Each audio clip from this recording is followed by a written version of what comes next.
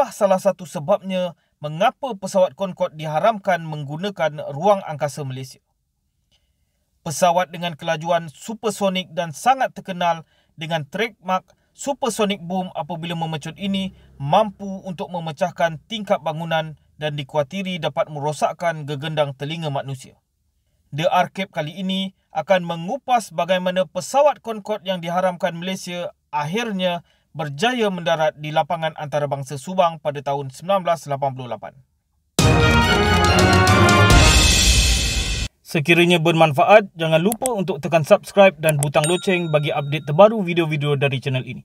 Sejarah penubuhan pesawat supersonik Concorde terlakar pada tahun 1962 hasil kerjasama syarikat penerbangan Fransat Aviation bersama rakan kongsinya dari Britain, British Aircraft Corporation. Sehingga ke hari ini, ia boleh dianggap sebagai salah satu karya masterpiece dunia penerbangan yang melibatkan bidang kejuruteraan yang mendahului zamannya. Sempurna dari segala segi aspek, dengan kombinasi rupa bentuk yang futuristik dan teknologi enjin yang sangat advance, ia benar-benar mengagumkan dunia penerbangan pada masa itu. Reka bentuknya dengan muncung hadapan dan sayap yang menjunam ke bawah membolehkan rintangan udara yang sangat minimum dan menjadikan pesawat ini lebih laju dan mudah dikawal pilotnya. Dari segi prestasi pula, ia merupakan pesawat penumpang komersial paling laju di dunia. Berkelajuan 2,180 km sejam ataupun Mach 2.04, ia adalah 2 kali lebih laju daripada kelajuan bunyi. Untuk membandingkan betapa sangat lajunya pesawat Concorde dengan pesawat penumpang subsonik yang biasa seperti Boeing 747 dan juga Airbus A380, pesawat Concorde hanya mengambil masa selama 3 jam 30 minit untuk perjalanan dari London ke New York, berbanding 8 jam jika menggunakan pesawat penumpang komersial biasa.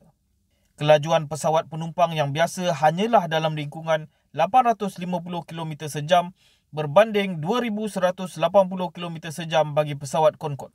Namun, di sebalik kemegahan dan kehebatannya, pesawat Concorde juga mempunyai satu isu yang besar, berkaitan bunyinya yang sangat kuat.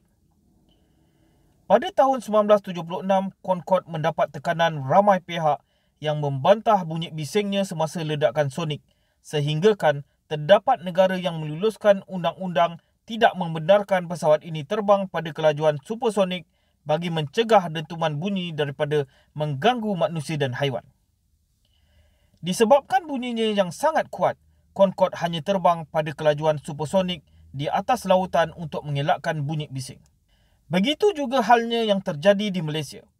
Singapore Airlines antara syarikat yang pernah mengoperasikan pesawat ini, hasil kolaborasi bersama British Airways tidak dibenarkan terbang dengan kelajuan supersonik di perairan Selat Melaka dan faktor persekitaran.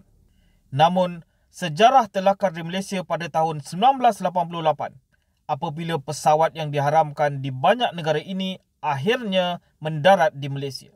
Bagaimana perkara ini boleh terjadi? Pesawat ini pertama kali diberi kebenaran mendarat di Malaysia setelah pihak Concorde bersetuju tidak menggunakan kuasa supersoniknya yang menghasilkan gegaran yang kuat. Sebaliknya, ia hanya akan menggunakan kuasa subsoniknya sahaja yang lebih senyap.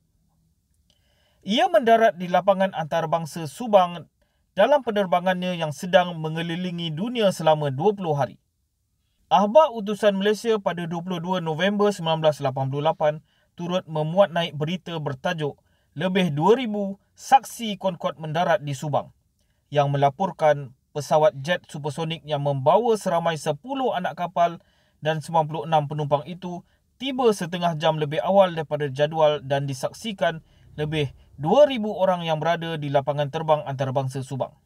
Pesawat Concorde beroperasi sehingga tahun 2003 sebelum terpaksa mengucapkan selamat tinggal buat selama-lamanya kepada dunia penerbangan.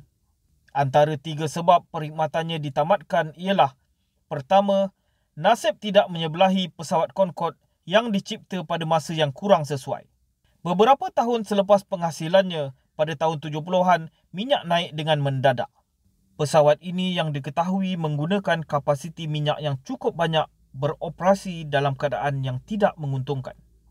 Kedua, isu bunyi yang sangat kuat sonic boom ketika memecut dalam keadaan supersonik mendapat bantahan dan diharamkan banyak negara, menjadikan ia terpaksa menggunakan laluan yang jauh untuk sampai ke destinasi, seterusnya menggunakan minyak yang banyak. Ketiga, kemalangan yang terjadi pada 25 Julai tahun 2000 di mana salah satu pesawat Concorde terhempas selepas hanya beberapa minit berlepas dari Paris dan meragut nyawa kesemua 113 penumpang dan anak kapal, mencalarkan reputasinya. Akhirnya, pesawat supersonik yang cukup gagah ini terpaksa mengucapkan selamat tinggal dalam satu upacara penerbangan khas pada Oktober 2003 dari Heathrow ke Bristol. Sekian saja untuk kali ini. Jika terdapat sebarang pandangan berkaitan video yang diberikan, anda boleh kongsikan komen anda di bawah. Sekiranya video ini bermanfaat, jangan lupa tekan butang subscribe dan loceng untuk mendapatkan update-update terbaru dari channel ini.